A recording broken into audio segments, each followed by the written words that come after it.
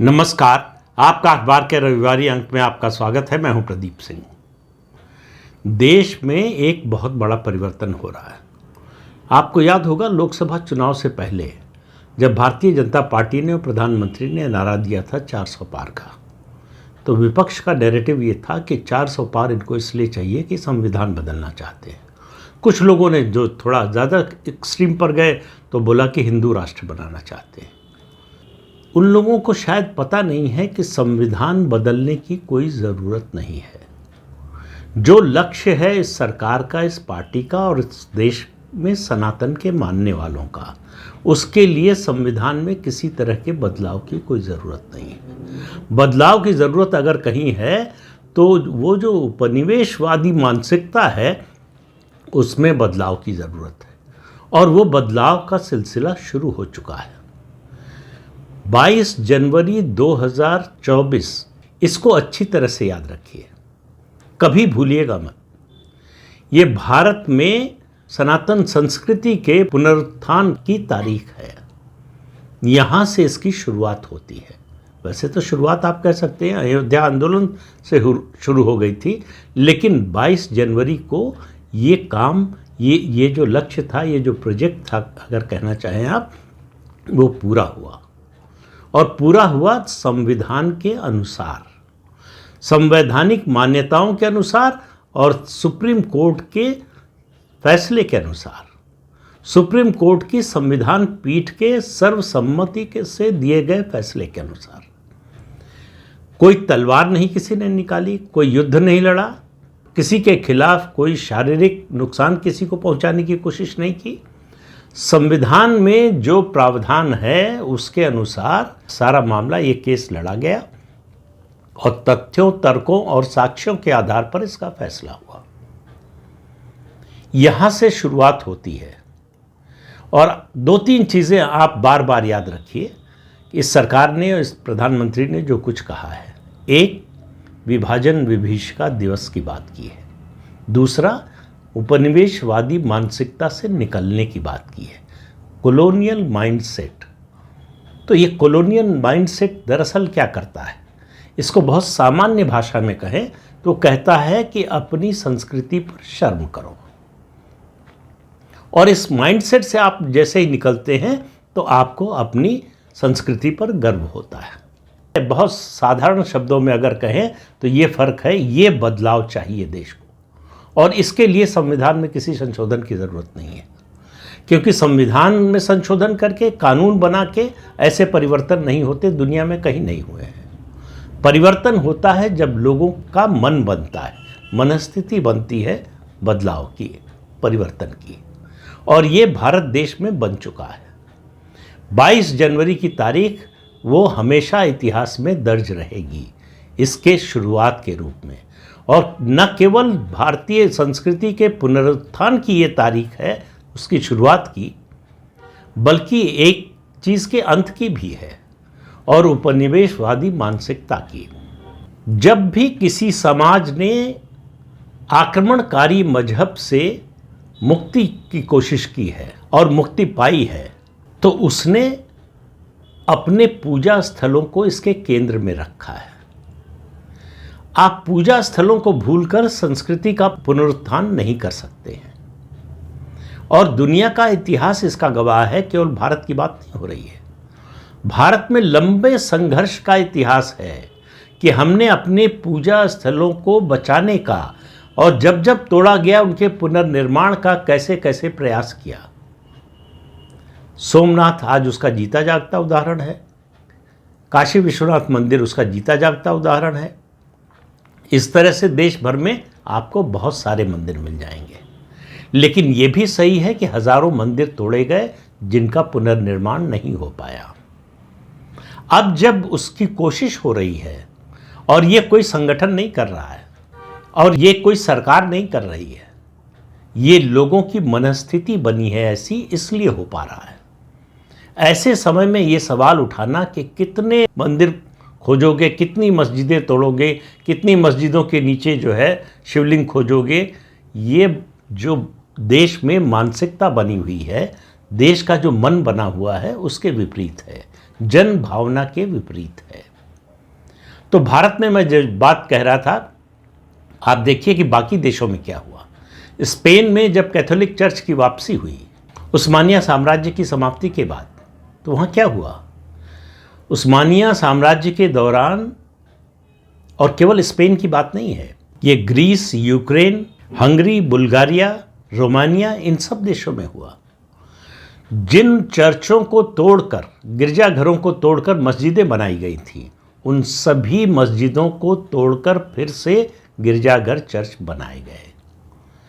और स्पेन में तो ऐसे भी मामले हुए जहां ये काम मुसलमानों से ही करवाया गया। वहां किसी ने नहीं पूछा, कोई सवाल नहीं किया कि कितनी मस्जिदें तोड़ोगे, कितनी मस्जिदों में चर्च खोजोगे। ये पीछे ले जाने वाली बात है, आगे बढ़ना चाहिए, भविष्य का सोचना चाहिए। अरे भविष्य की आप तब सोच पाएंगे जब आप अतीत में आपके साथ जो अत्याचार हुआ है उनका निराकरण करेंगे, उनका शमन करेंगे, उनका क्लोजर करेंगे। उसके बिना ये नहीं होने वाला है। दुनिया में कहीं नहीं हुआ है, यहाँ भी नहीं होगा। तो यहाँ शुरुआत हो चुकी है। और ये जो यज्ञ शुरू हुआ है सनातन के पुनरुत्थान का, उसमें बहुत बड़ी आहुति दी है संभल ने। संभल हमारा प्राचीन तीर्थ स्थल तो है ही, उसका महत्व इस बात से और ज़्यादा बढ़ जाता है, बल्कि सबसे ज़्यादा हो जाता है, वहाँ भगवान विष्णु के 10वें अवतार का जन्म होना है, कल्कि के रूप में। और ये पुराणों में लिखा हुआ है, ये कोई आज का किसी पार्टी का, किसी संगठन का, किसी व्यक्ति का बनाया हुआ ये एजेंडा या ये नैरेटिव नहीं है। ये सैकड़ों हजारों साल से जो है ये मान्यता सनातन धर्म में चली आ रही है। और इस मान्यता को कभी किसी ने चुनौती नहीं दी कि ऐसा नहीं होगा, यह गलत लिखा है या ये क्यों लिखा है। इसको दबाने की, छिपाने की कोशिश की गई। तो संभल में जो कुछ हो रहा है, जो है और अब जो दिख रहा है, तो जो दिख रहा है वो तो पहले भी था। पहले क्यों नहीं हुआ ऐसा? इसके लिए एक ऐसे शासक की ज़रूरत थी जो हिंदू धर्म को लेकर, सनातन धर्म को लेकर, अपनी संस्कृति को लेकर शर्मिंदा ना हो। योगी आदित्यनाथ के रूप में उत्तर प्रदेश को ऐसा मुख्यमंत्री मिला जिनको हिंदू होने पर कोई शर्म नहीं है, गर्व है। और अपनी संस्कृति के जो प्रतीक हैं उनके पुनरुद्धार का उनका संकल्प है। उस पर वो कोई बचाव की मुद्रा में नहीं आते, उस पर वो कोई बीच की बात नहीं करते, वो कोई लाग लपेट के साथ नहीं बोलते। जो कुछ संभल में हो रहा है वो असंभव था अगर योगी आदित्यनाथ उत्तर प्रदेश के मुख्यमंत्री नहीं होते।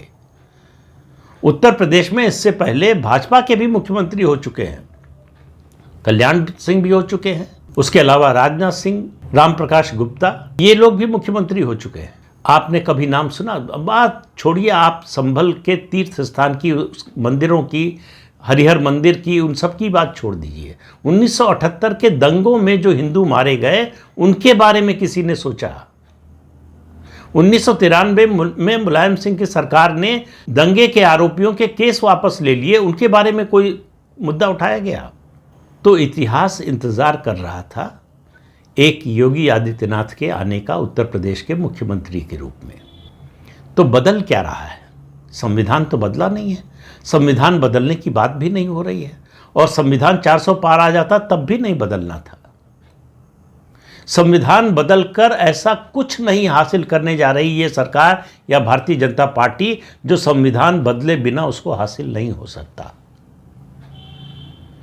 उसको संविधान में बदलाव की जरूरत नहीं है, लोगों की मानसिकता में बदलाव की जरूरत है, लोगों की सोच में बदलाव की जरूरत है। और वो हो रहा है। तो हो क्या रहा है? ये बहुत बड़ा परिवर्तन जो बिना संविधान संशोधन के हो रहा है वो ये हो रहा है कि भारत एक कॉन्स्टिट्यूशनल नेशन से एक सिविलाइजेशनल नेशन की ओर बढ़ रहा है। ये जो मैंने घटनाएं बताई आपको, ये चाहे संभल का मामला हो, ज्ञानवापी का हो, मथुरा का हो, अयोध्या में तो राम मंदिर बन ही चुका है, उसके अलावा भोजशाला का मामला हो और दूसरे मामले जो उठ रहे हैं, ये सब इसी बात का प्रतीक है, प्रमाण है कि भारत एक सिविलाइजेशनल नेशन बनने की ओर अग्रसर है। और भारत का मौजूदा संविधान इसमें कहीं से बाधा नहीं पहुंचाता। अभी तक भारत का सुप्रीम कोर्ट भी इसमें बाधा नहीं बना है। राम मंदिर उसका ज्वलंत उदाहरण है। इसलिए भारत को भी अगर अपना सांस्कृतिक पुनरुत्थान करना है, कॉन्स्टिट्यूशनल नेशन से सिविलाइजेशनल नेशन की ओर बढ़ना है, सभ्यता मूलक देश की ओर बढ़ना है, तो मुस्लिम आक्रांताओं ने हमारे जिन पूजा स्थलों को तोड़ा था और जिनके बारे में ये प्रमाण है, साक्ष्य है कि तोड़े गए थे, और सबसे बड़े साक्ष्य तो जो है वो मुस्लिम आक्रांताओं का लिखा हुआ अपना इतिहास है। उन्होंने लिखा है कि कहाँ कहाँ किस किस मंदिर को तोड़ा, कहाँ मूर्तियाँ तोड़ी। उन सब को वापस लेना इस सरकार का लक्ष्य होना चाहिए, इस समाज का लक्ष्य होना चाहिए। इस देश की संस्कृति का पुनरुद्धार करना है। अगर फिर से देश को कल्चरल नेशन की ओर ले जाना है तो उसके लिए ज़रूरी है ये। उसके लिए संख्या का कोई मायने नहीं है, कितने का सवाल ही नहीं है। सवाल ये है कि जो लिया गया वो वापस चाहिए, और जो वापस चाहिए उसके लिए हमारे पास प्रमाण होना चाहिए। अगर हमारे पास प्रमाण है तो वो हमें वापस मिलना चाहिए।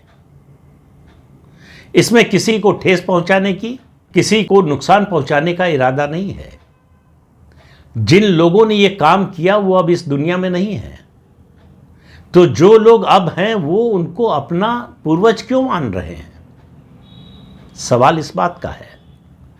इस देश के किसी मुसलमान का पूर्वज औरंगजेब, अकबर या ऐसे आक्रांता क्यों होने चाहिए? ये सवाल इस देश के मुसलमानों को अपने से पूछना पड़ेगा। क्योंकि एक बात याद रखना चाहिए, जब इन मंदिरों को, पूजा स्थलों को वापस लेने की बात होती है, कि संस्कृति की रक्षा का केंद्र यही पूजा स्थल होते हैं। दुनिया में जहां भी संस्कृति की रक्षा हुई है वहां इन पूजा स्थलों को केंद्र में रखकर ही हुआ है। भारत में इससे अलग कैसे हो सकता है? भारत तो दुनिया का सबसे पुराना सिविलाइजेशनल स्टेट है। आपको याद है, अयोध्या में भगवान राम की मूर्ति की प्राण प्रतिष्ठा के कार्यक्रम में दो बात कही थी प्रधानमंत्री ने, देवता से देश और राम से राष्ट्र। देवता रहेंगे तो देश रहेगा, राम रहेंगे तो राष्ट्र रहेगा। इस बात को हमें कभी नहीं भूलना चाहिए।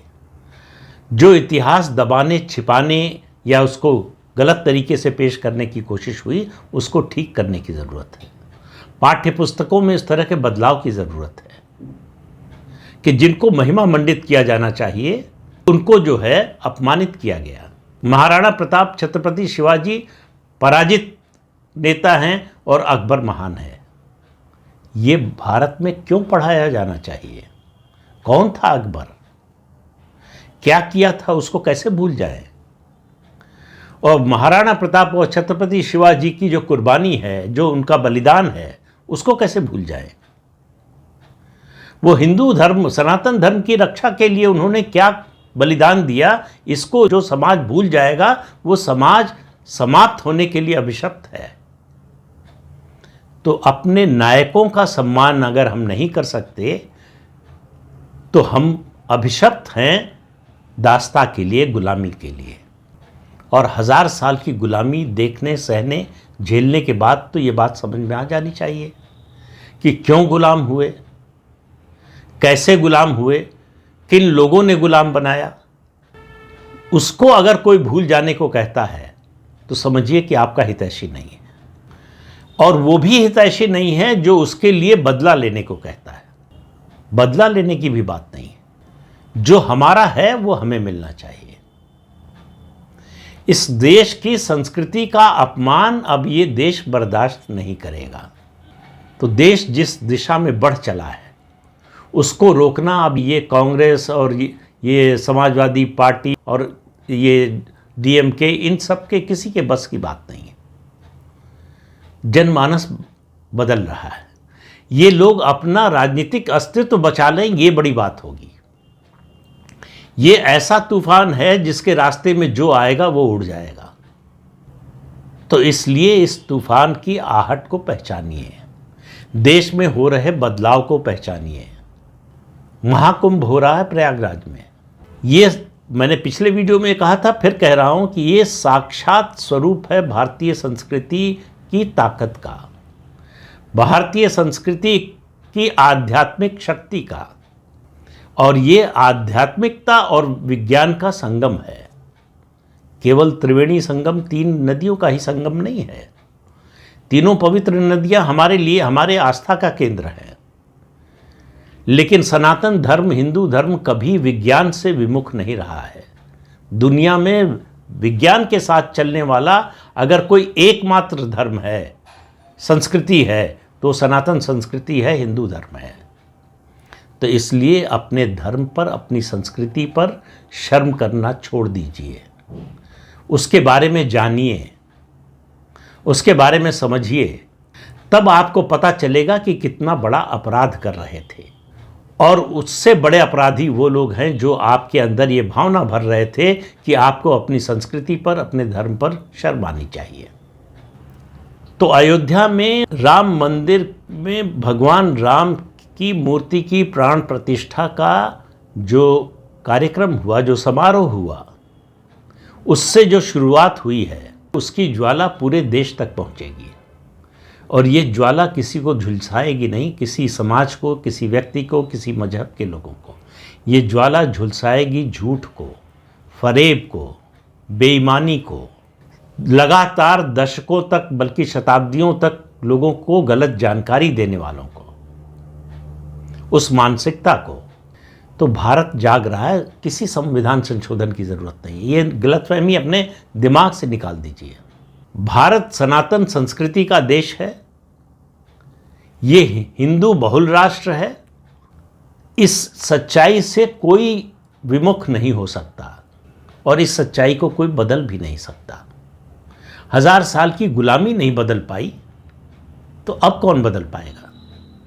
और अब तो वो दौर शुरू हुआ है जब सनातन धर्म के मानने वालों में एक जागृति आना शुरू हुई है। और आप परिवर्तन के संकेत देखिए। शुक्रवार को जुमे की नमाज के बाद संभल में जो हरिहर मंदिर है, जिसको जामा मस्जिद कहते हैं, वहाँ से निकलने के बाद हिंदुस्तान जिंदाबाद के नारे लगे।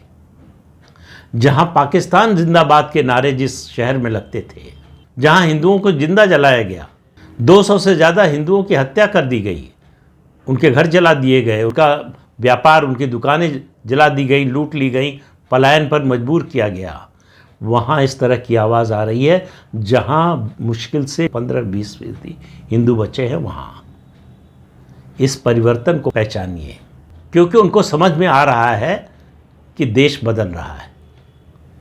ये हम ही आप हैं जो इसको मानने को तैयार नहीं हैं। तो देश में ये जो बदलाव हो रहा है, फिर कह रहा हूँ, किसी संविधान संशोधन की ज़रूरत नहीं है। देश का मन बदलेगा, जनमानस का मन बदलेगा, तो सब कुछ बदल जाएगा। जब तक वो नहीं बदलेगा, संविधान में कोई संशोधन कर लीजिए, संविधान में कुछ भी लिख लीजिए, कुछ बदलने वाला नहीं है। तो इसलिए समाज की, देश की चिंता थोड़ी देर के लिए छोड़ दीजिए, अपने मन की चिंता कीजिए, अपने आप को बदलिए। आपके वश में वही है, हमारे आपके वश में इतना है कि हम अपने को बदलें। हम जो चाहते हैं कि दूसरे जैसे हों, वैसे खुद हो जाएं। ये परिवर्तन ऐसा होगा जो पूरे देश में फैल जाएगा, पूरे देश को बदल देगा, पूरे देश का मानस बदल देगा, और इस बदलाव को कोई रोक नहीं पाएगा। तो इस अंक में इतना ही। अगले अंक में फिर मिलेंगे किसी नए मुद्दे के साथ। तब तक के लिए अनुमति दीजिए। आपसे अनुरोध है कि चैनल देखिए, शेयर कीजिए, लाइक कीजिए और सब्सक्राइब जरूर कीजिए। नमस्कार।